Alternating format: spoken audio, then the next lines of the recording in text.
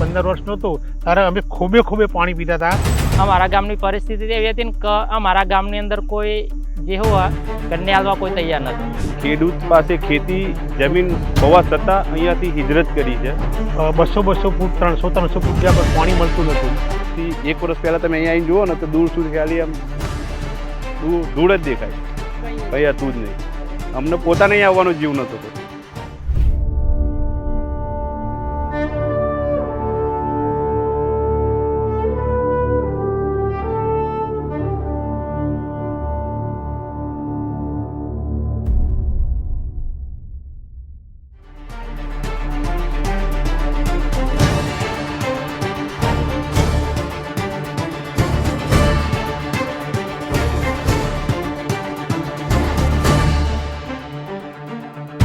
અંતોલી ગામના ખેડૂતોએ જે વાત કરીને એ સાંભળીને આપણને તકલીફ જ થાય અને થવી જ જોઈએ।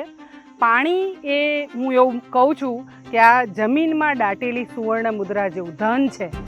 એ પાણી મળે તો સુખાકારી ચોમેર ફેલાઈ શકે અને એ ખાલી થઈ જાય, જેમ ધન ખાલી થઈ જાય તો માણસ કંગાલ થઈ જાય, પાણી ખાલી થઈ જાય તો કેવી પરિસ્થિતિ થાય એ આજે અંતોલી ગામના ખેડૂતો પાસેથી આપણે સાંભળ્યું।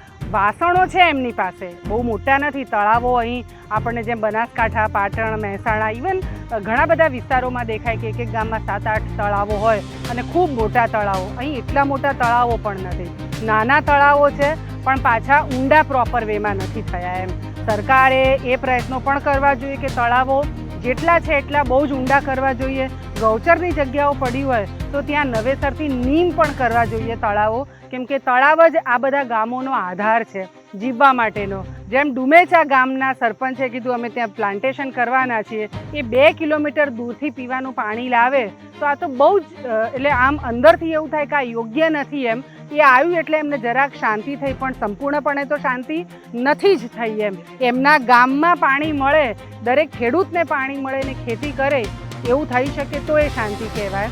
અમારું જળ સંચય અભિયાન આખા ઉત્તર ગુજરાતના આવા જ 47માંથી 34 તાલુકાઓ જે પાણીને લઈને ભૂગર્ભ જળ જ્યાં જોખમી સ્તરે પહોંચ્યા છે એવા વિસ્તારોમાં અમે જળ સંચયના કાર્યો કરી રહ્યા છે। દહેગામ એટલે આમ તો ગાંધીનગરનું, કોઈને બિલીવ ન થાય કે ગાંધીનગરના તાલુકાઓમાં પણ જળને લઈને આવી પરિસ્થિતિ છે, પણ અહીં છે એ પરિસ્થિતિ અને એટલે આ વિસ્તારમાં પણ અમે જળ સંચયના કાર્યો આરંભ્યા છે। મુંબઈમાં રહેતા અમારા સંજયભાઈ શાહ, સ્ટાર કેમિકલ એમની કંપની છે અને કોઈ દિવસ ગુજરાતમાં આ બધા વિસ્તારોમાં તો આવ્યા નથી, એમનું વતન એ નથી, પણ એમને એવું છે કે જો ગામના લોકોને પાણીનું કાર્ય બહુ મોટું છે, ગામમાં પાણીનું કાર્ય જો સરખી રીતે થાય તો ખેડૂતોની સુખાકારી તો થાય પણ તમામ જીવસૃષ્ટિને પણ સાતા મળે। એટલે આખું આ તળાવ સંસ્થા થકી અને ગામ લોકોએ માટી ઉપાડવાનું સ્વીકાર્યું છે। અમારા બંનેની મદદથી આ તળાવ થવાનું છે અને તળાવ અમારી ભાવના છે કે ખૂબ મોટું ને ઊંડું કરીએ, વરસાદી પાણી પણ ભરાય અને નર્મદાના પાણીથી સરકારે લિંક કરવાનું પણ કર્યું છે, એટલે એ પાણી પણ ભરાશે તો આખા વિસ્તારને 3 ગામોને આ બહુ જ નાનકડું તળાવ છે પણ એનાથી બેનિફિટ થશે। જ્યારે અમે તળાવમાં અહીંયા આવ્યા ને અમે પાળે બેઠીને વાતો કરતા હતા તો કેટલા બધા ઘેટા, ગાયો એ બધા એક નાનકડું પાણીનું ખાબોચિયું ભરેલું છે, તોય બધાને આમ આવા ખરા તાપમાં અહીં ઊભું રહેવું પણ મુશ્કેલ થાય, ત્યાં એમને સાતા પહોંચાડતું હતું। એટલે જળ છે એ દરેક જીવને સાતા આપે છે, એના વગર આપણે જીવી નથી શકતા। તો આ બહુ પુણ્ય કાર્ય, સૌ આમાં સહભાગી થાય એવું ઈચ્છીએ અને સરકારની અમી દ્રષ્ટિ નર્મદાની પાઇપલાઇન થકી તો અહીંયા પડી છે, પણ હજી આ જળાશયો વધારે ઊંડા થાય, ક્યાંક નવા બને એ માટે પણ આ વિસ્તાર તરફ નજર કરે એવી ભાવના છે। બાકી ગામને સાથે મળીને આ કરી રહ્યા છે। સંજયભાઈનો ખૂબ ખૂબ આભાર।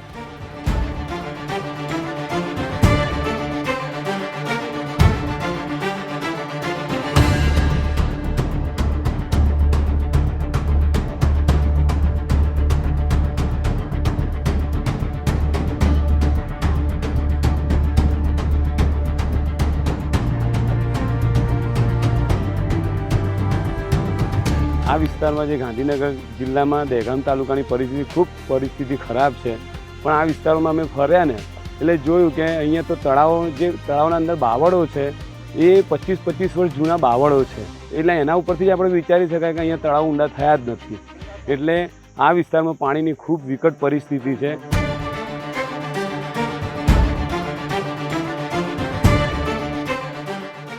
જે હમણાં જે આ તલાવ ગોઠવા માટે જે સહયોગ કર્યો છે એ એમનો અમે ગામ વતીથી અને સરપંચ તરીકે અમે ખૂબ ખૂબ એમનો આભાર માનીએ છીએ. પત્તા બીજું કે જ્યારે હું 10 થી 15 વર્ષનો હતો ત્યારે અમે ખૂબે પાણી પીતા હતા કૂવાની અંદરથી. પછી અમારે જ્યાં વરસાદનો અભાવ થયો અને એ પછી 200 ફૂટ 300 ફૂટ જ્યાં પણ પાણી મળતું નહોતું એટલે પાણીની તકલીફ થઈ. એ વખત અમે બોર કરાઈને થાકી ગયા. મેં મારી પંચાયતમાં ઓછામાં ઓછા 10 બોર બનાવેલા. પછી અમારા ગામમાં બાજુમાં આ સરપંચને પણ 10 બોર બનાવ્યા છે. પાણી મળતું નહોતું એ પછી પેલા અમે આગળ 2 કિલોમીટર આગળ બોર બનાવ્યો અને એ પછી પાણી એ ભાઈ લાવ્યા નથી. પણ આ અમને જે સહયોગ આપ્યો છે આનાથી તલાવ ઊંડું થશે અને નર્મદાનું પાણી નખાશે એટલે અમારા આજુબાજુના 3 ગામ અંતોલી, જીંડવા અને ઘરના મૂળ અમને ઘણો આ પાણીથી ફાયદો છે.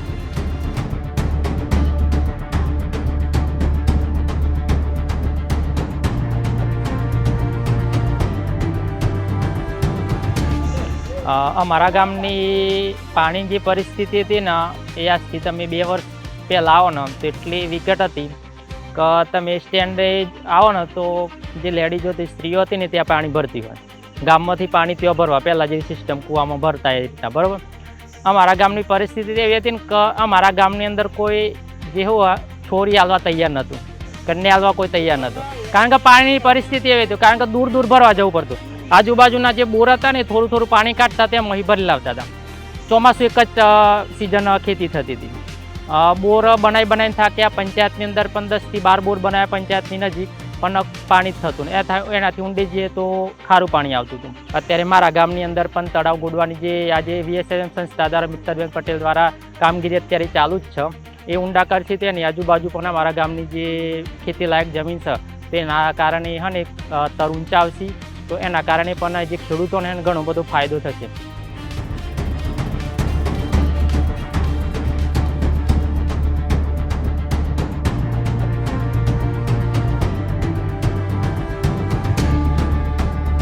પાણીના એટલા અભાવ છે કે લગભગ 200-300 ફૂટ પાણી ટ્યુબવેલ કરીએ ત્યાં સુધી તો પાણી મળતું જ નથી. આના કારણે ખેડૂત પાસે ખેતી જમીન હોવા છતાં અહીંયાથી હિજરત કરી છે. તળાવના બિલકુલ કિનારે મારી જમીન છે ને પોતે 10 બોર કર્યા છતાં બી પાણી 10મા બોરમાં થોડું વધતું પાણી મળ્યું છે. મતલબ આ જે તળાવ ગોળાય અને એનાથી જે રિચાર્જ થાય એનાથી અમને બધાને બહુ અતિ ફાયદો થાય એમ છે. હું તમારી સંસ્થા દ્વારા સરકારશ્રીને અપીલ કરું છું જેટલું શક્ય હોય એટલું જલ્દી અમને નર્મદાનું પાણી અહીંયા આપો. કે તમે સુરત ધંધો કરવા ગયા ને અને ત્યાં કમાઓ ને નાખો તમે ખેતર અહીંયા કમાવાનું ત્યાં આવીને અહીંયા બોર કરવાનું. પાણી થાય ને એટલે અમારા પૈસા તો એ પાણીમાં જ જાય. એટલે એમની જે ભાવ આપણને થોડી મજાકવાળી વાત લાગે પણ આમ ખેડૂત તરીકેની આ પીડા છે. એક બોરવેલ કરવો ને એટલે નાના માણસો માટે તો જાણે એક દીકરી પરણાવીને એના જેટલો ખર્ચો થાય અને એવા 10 ખાલી હોલ પાડે તોય ખર્ચો તો થાય જ. અને 10 હોલ પાડવા પાછળનો ખર્ચો મજરે તો પાછો 1 રૂપિયો ન આવે. એટલે અને ખેડૂતને પોતાની વાલ તો ઈ જમીન માં છોડીને જવું કોઈને ગમે ન ગમે. ના છૂટકીને બહુ જોરદાર ઇન્કમ મળવાની હોય, ધંધો મળવાનો હોય તો માણસ ગામ છોડે. બાકી મજબૂરી માર્યા પાણી નથી એટલે ગામ છોડવું પડે. તો મારા ખ્યાલથી આ બહુ દુઃખદ હોય છે. અને સરકાર તરીકે વિચારું કે નાગરિક તરીકે ક્યાંક આપણા બધાની ફેલ્યુઅર છે કે આપણે આ બધા ગામોને પાણીદાર ન કરી શક્યા, નહીં તો સિટી આવડા મોટા ન થાય. અમારા મેક્સિમમ જે છોકરાઓ છે જે ખેતી કરવા એમના અંદરથી ખેતી કરવાનો બી એ છે છતાં અહીંયા પાણીના અભાવના કારણે અત્યારે નરોડાની અંદર કડિયા કામે જાય છે. જમીનના માલિકો જમીન છે બધાની, કોઈને એવું નથી કે વધતી ઓછી દરેકને જમીન છે 2-3 પણ પાણી નથી એટલે તે જાય છે. બાકી અમારા અહીંયા મુખ્ય વ્યવસાય ખેતી અને પશુપાલન જ હતું. 1 વર્ષ પહેલા તમે અહીંયા આવીને જુઓ ને તો દૂર સુધી ખાલી આમ ધૂળ જ દેખાય, કંઈ હતું જ નહીં. અમને પોતાને અહીં આવવાનો જીવ નહોતો થતો. બીજું કે સંસ્થા દ્વારા મારા ગામની અંદર 2 હેક્ટર જમીનની અંદર વૃક્ષારોપણનું જે જગ્યા છે ત્યારે તાર ફેન્સિંગ પછી અંદર ડ્રીપનું કનેક્શન બધું અપાઈ ગયેલું છે. અને આજે મહિનાની અંદર 1000ની આસપાસ વૃક્ષો જે છે ને એ ઉછેરવાની કામગીરી પણ જે સંસ્થા દ્વારા અમને જે સહયોગ આપ્યો ને એ બદલ સંસ્થાનો અને મિત્તલબેન પટેલનો પણ આભાર માનીએ છીએ.